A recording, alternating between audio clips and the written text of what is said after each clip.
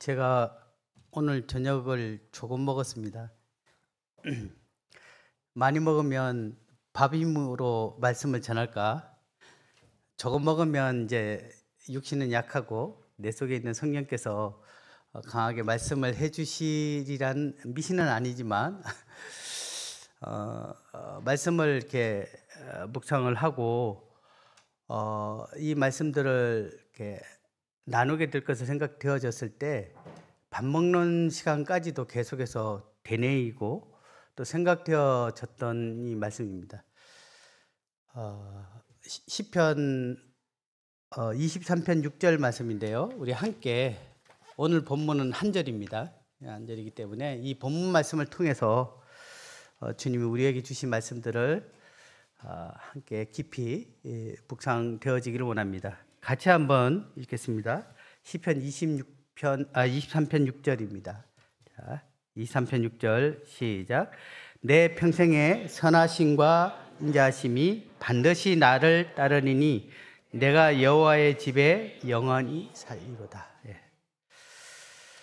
시편 23편은 우리가 익히 알고 있는, 너무나 잘 알고 있는 그 시입니다.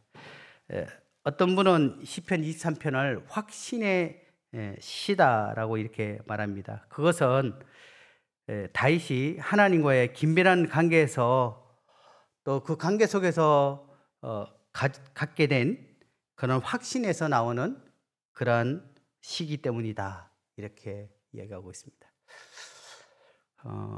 사랑하는 성도님들은 하나님에 대해서 어떠한 확신을 가지고 살아가고 계십니까? 저희 또한 누군가를 이렇게 떠오르거나 아니면 우리가 잘 알고 있는 누군가의 이름을 이야기하게 되면 그 형제님은 또는 그분은 또는 제 아내는 이런 성향을 갖고 있습니다 라고 이야기하면서 나름 경험되어졌던 그 확신을 가지고 이야기를 합니다. 왜냐하면 우리가 그의 관계를 통해서 그를 알기 때문인 것입니다. 참 저 형제님은 따뜻한 분이야. 어떤 이야기를 해도 온유하게 그것들을 받아주고 있고 또 때로는 화를 앵간하면 내지 않는 분이야. 이렇게 하면서 누군가를 떠오르면서 그런 그분에 대한 나름의 우리가 갖고 있는 생각들을 이렇게 표현하죠. 그러면 우리가 성경을 통해서 또는 매일매일 삶 가운데 우리가 만나고 있는 우리 하나님은 어떤 분이다 라고 여러분 스스로가 그런 확신 또는 그런 경험, 그런 신뢰를 갖고 있는지를 보게 됩니다.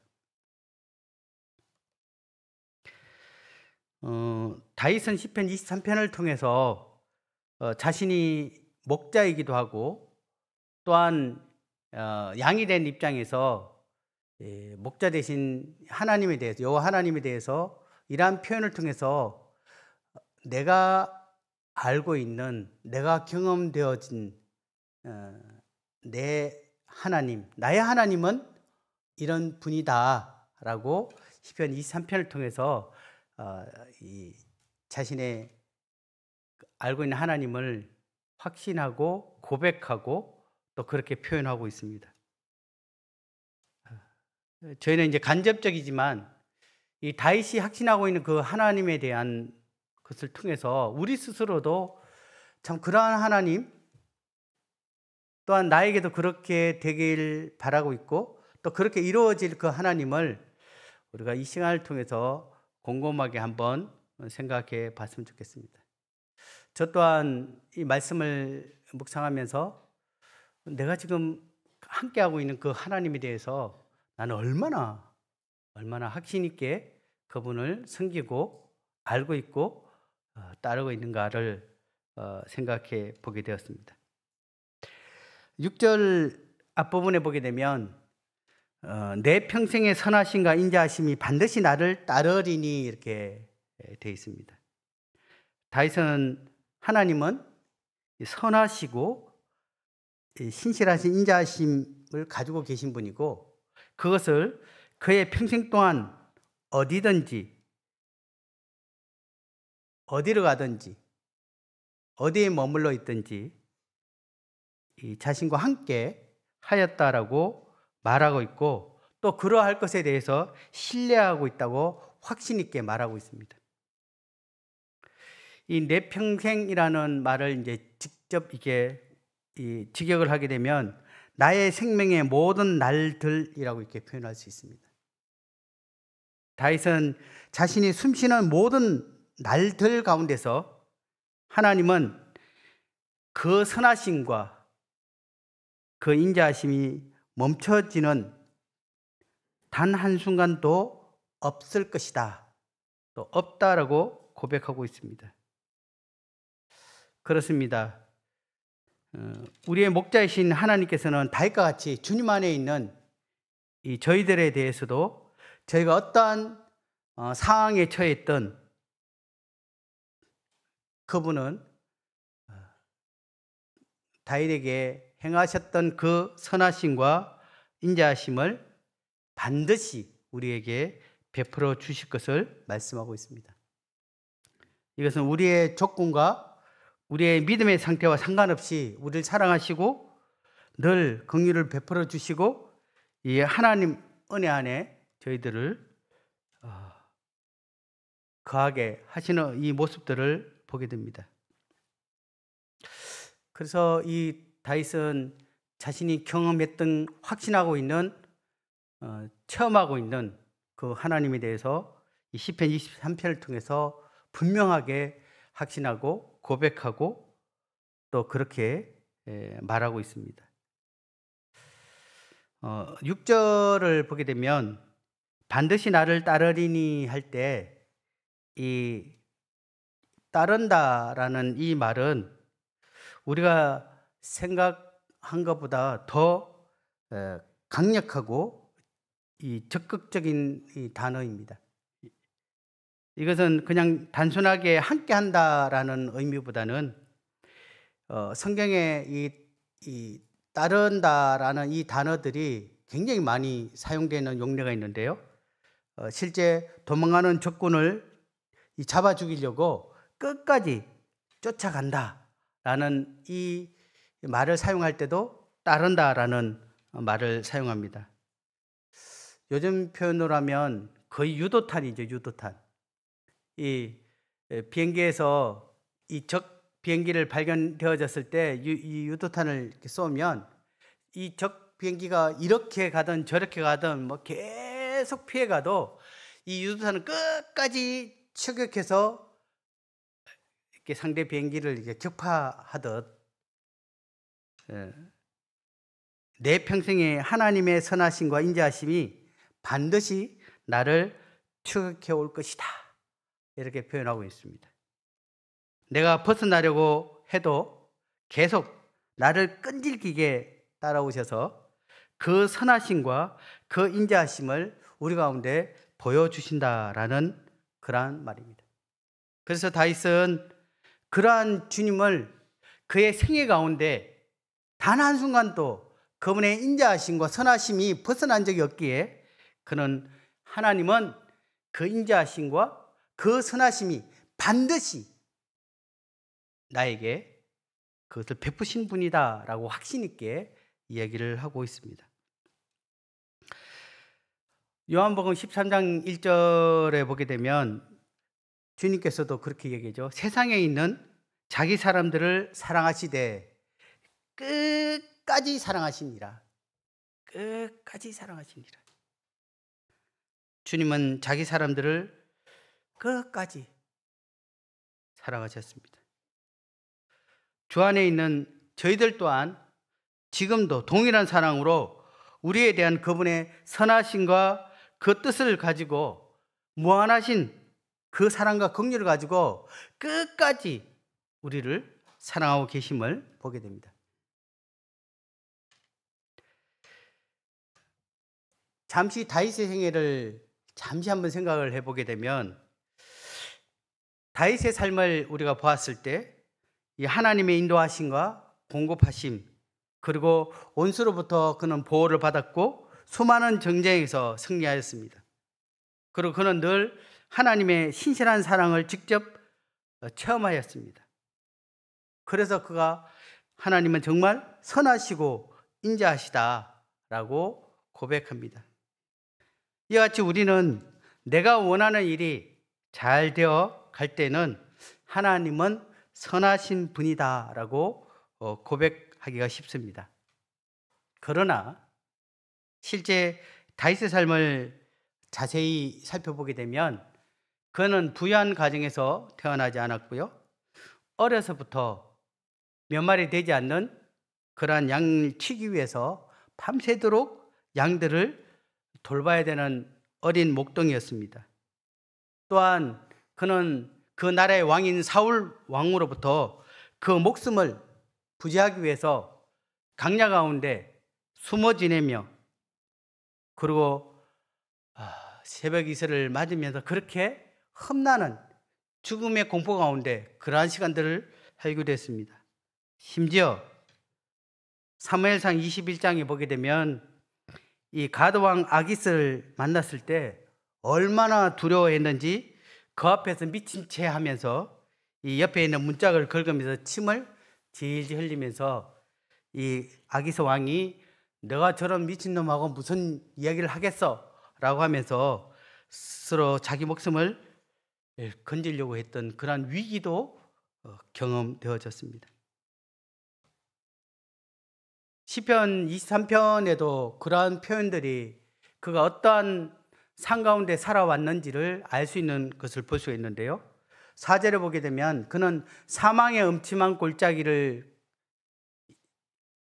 다닐지라도 라고 했기 때문에 정말 이 죽음과 이 생이 그의 고백대로 한 걸음 차이밖에 나지 않는다라고 할 정도로 그는 그 순간순간 그 사망의 골짜기를 걸어왔던 것들을 볼 수가 있고요. 내 원순의 목전에서 목숨을 잃지 않으려고 그가 참 온갖 그런 생명을 위해서 보존하고자 애썼던, 그리고 목숨을 잃을 뻔한 수많은 고비를 넘겼던 것을 보게 됩니다. 그의 삶은 고난과 환난 가운데 많은 시간들을 거했던 것을 알 수 있습니다. 만약 우리가 그런 상황이라면 하나님은 선하신 분이다, 하나님은 인자하신 분이다 라고 고백하기가 쉽지 않을 겁니다. 하지만 그는 여전히 그러한 상황이었음에도 불구하고 하나님은 자기 생애 가운데 단 한순간도 그분의 선하심과 그 인자하심이 멈춘 적이 없었고 그 또한 그것을 온전히 신뢰하였다라고 고백하고 있습니다. 혹 우리 가운데 사망의 음침한 골짜기를 지난 것 같이 어려움을 겪고 계시는 성도님들이 계시지 않는가요? 정말 하나님은 선하시다라고 하는데 내게는 그 하나님의 선하심이 경험되지 않고 때로는 의문과 의심 가운데 계시는 분은 있지 않으신가요? 오늘 말씀을 통해서 우리의 어떠한 상황에서도 신실하신 좋으신 하나님께서는 결코 우리를 떠나지 않고 또한 과거에도 현재에도 또한 우리의 모든 날 가운데서도 그분은 변함없이 우리에게 그분의 선하심과 인자하심을 베풀고 계시다는 것을 기억하시기 바랍니다. 마치 구름에 가린 태양이 사라져 버린 것처럼 보일지라도 여전히 그 태양은 구름 위에서 비추고 있다는 것을 기억하시고, 정말 하나님께서는 우리를 향하신 이 다윗의 고백처럼 단 어떠한 순간에도 그분의 선하시고 인자하심은 결코 우리에게 베푸심이 멈춘 적이 없다는 것을 기억하시기 바랍니다. 또한 우리는 이 하나님께서 우리 자신을 향해서 여전히 그 선하신 뜻을 품고 계시다는 것을 우리는 인정하였으면 좋겠습니다. 우리 생각과 다른 길을 지금 걷고 있고 때로는 우리 스스로 이해되지 않는 그러한 힘듦이 있을지라도 그 모든 과정은 하나님의 뜻 가운데 있고 하나님의 계획하신 가운데 있고 하나님의 그 선하신 그 역사 가운데 그것들이 이루어짐을 믿음으로 바라볼 수 있었으면 좋겠습니다. 왜냐하면 그 하나님은 우리의 이러한 상태에도 여전히 지금도 역사하고 계시기 때문인 것입니다. 그래서 하나님의 선하신 뜻을 인정하고 그 인자하심을 온전히 신뢰하게 될 때 우리는 그분의 뜻을 조금이나마 이해하게 될 것이라고 생각됩니다. 이제 23편 6절을 다시 보게 되면 이 다윗이 이렇게 고백하죠. 내가 여호와의 집에 영원히 살리로다. 이렇게 하면서 마무리를 짓습니다. 다윗은 하나님의 선하심과 인자하심에 대해서 고백하였습니다. 그는 원수들 앞에서 하나님께서 자신을 구원하신 이 놀라운 은혜를 경험했고 하나님의 인도하심을 바라보면서 그의 잔이 넘치는 은혜를 또한 경험했습니다. 근데 그가 시편 마지막을 23편을 마무리하면서 하나님 앞에 이렇게 고백합니다. 나는 이러한 하나님과 함께 계시기에 여호와의 집에 영원히 살 겁니다.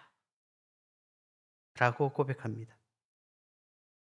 내가 살리로다 라고 말하는 이 다윗은 끝까지 그분의 선하심과 인자하심을 의심하지 않고 따르겠다는 하나님에 대한 온전한 신뢰를 고백할 뿐 아니라 결심이었고 또한 우리 주님의 집에서 영원히 그 안에서 거하며 결코 벗어나지 않겠다라고 표현하고 있는 그의 의지를 우리는 알 수가 있습니다.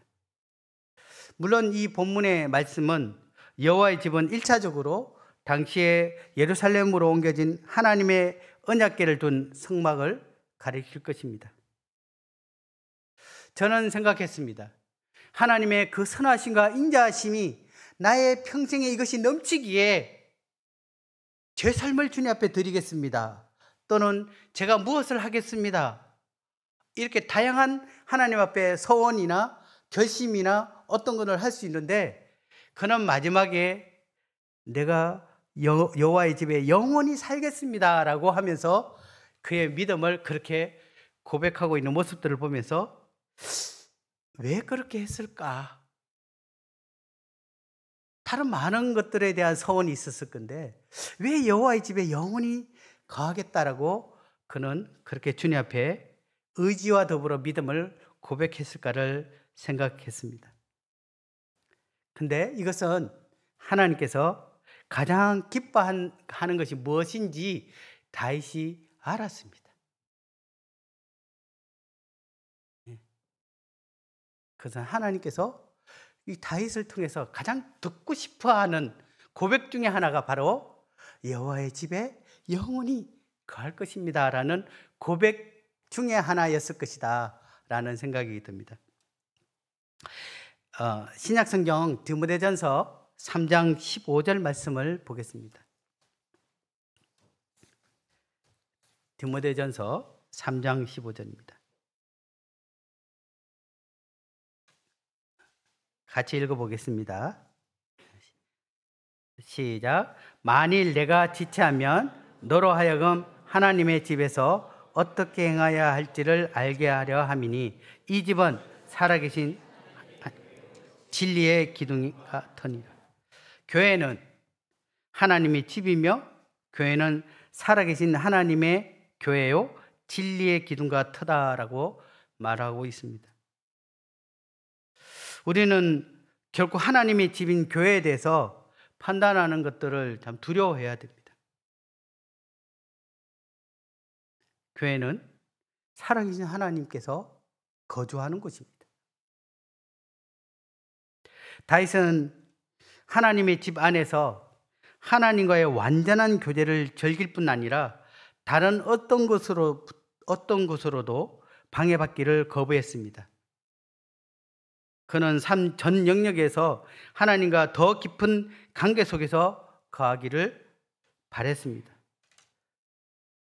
왜냐하면 하나님의 집에는 하나님께서 살아계시고 진리가 거하며 하나님의 임재와 보호와 사귐이 있기 때문인 것입니다.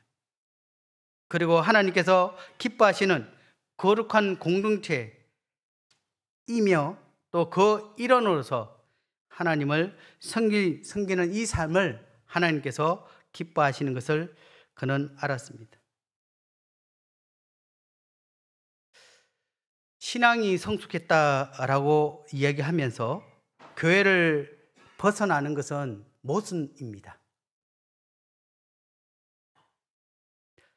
사실 이 교회는 사도행전에 보게 되면 에베소 장로들을 통해서 만났을 때 자기 피로 사신 교회를 이라고 표현하잖아요. 또 교회를 위하여 자신을 주신 같이 주님은 이 교회를 세우기 위해서 자신을 주셨습니다. 자신을 생명을 주면서 세웠던, 아꼈던, 사랑했던 이 교회는 구원받은 우리에게는 하나님 주신 최고의 선물입니다. 그리고 이 교회 안에서 우리는 세상으로부터 보호를 받을 뿐 아니라 하나님의 임재를 경험하며 또한 성도들의 관계 속에서 우리는 성장케 되는 것입니다. 그래서 하나님께서는 우리가 주님의 그 집, 주님의 교회 안에 저희들이 거하기를 원하고 그 안에서 우리가 이 놀라운 하나님과의 함께 하심을 함께 그것들 누리도록 우리에게 이 공동체를 허락해 주셨음을 보게 됩니다. 우리가 하나님이 선하시고 하나님 살아계시고 하나님께 무한하신 은혜를 받았다면 이 다윗과 같이 내 평생의 여호와의 집에 결코 떠나지 않고 그곳에서 주님의 그 사랑과 임재와 성도들의 그 관계 속에서 거하겠습니다 라는 이 고백은 하나님의 마음을 흡족해 하였고 다윗 또한 그 교회의 하나님의 집에 대한 그 가치를 알았던 것을 보게 됩니다. 시편 23편 1절에 이렇게 시작되죠. 여호와는 나의 목자이시니 내가 부족함이 없으리로다. 우리는 이 시편 말씀을 읽을 때 이렇게 생각했습니다. 다윗은 이 목자가 양을 푸른 초장에 누이고 실 많은 물가로 인도하고 또 양들의 삶에 부족함이 없이 풍족하게 채워주는 선한 목자가 있었기 때문에 양들이 그 목자를 향해서 여호와는 나의 목자이시니 내가 부족함이 없다라고 그렇게 고백했다라고 표현한다라고 생각하죠. 근데 제가 히브리어를 배우면서 깜짝 놀랐던 것이 뭐냐면 이 글의 원뜻은 비록 그런 것이 없을지라도 사망의 엄청난 골짜기를 다닐지라도 때로는 어떤 어려움과 고난을 당할지라도 여호와 하나님께서 나의 목자이시니 나는 충분합니다. 더 이상 어떤 것도 필요치 않습니다. 그분 한 분만으로 나는 만족합니다 라는 고백이었다는 것을 깨닫게 됐습니다. 물론 우리의 그 만족되신 그 주님께서는 결코 우리를 그냥 알았어 하고 내버려 두는 것이 아니라 푸른 초장으로 실만한 물가로 그분의 선하심과 그 인자하심이 우리를 눈동자처럼 지키고 보호하시고 인도하십니다.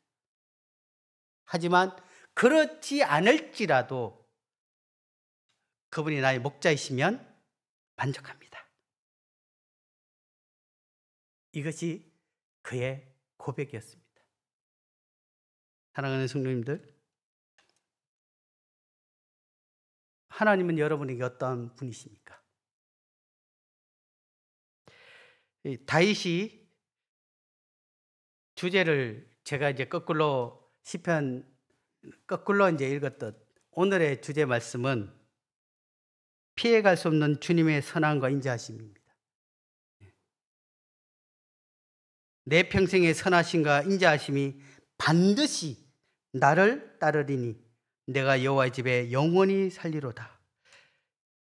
이것이 오늘 이곳에 있는 사랑하는 성도님들의 고백이 되기를 원합니다. 우리는 결코 주님의 선하심과 그 인자하심을 피해갈 수 없습니다. 우리가 어떻게 살든 그분은 지금도 우리 가운데 그 선하심과 인자하심을 베풀고 계심을 믿고 신뢰하시고 그 은혜를 누려가시길 원합니다. 마지막 한 절 보고 마치겠습니다. 이사야 12장 2절입니다.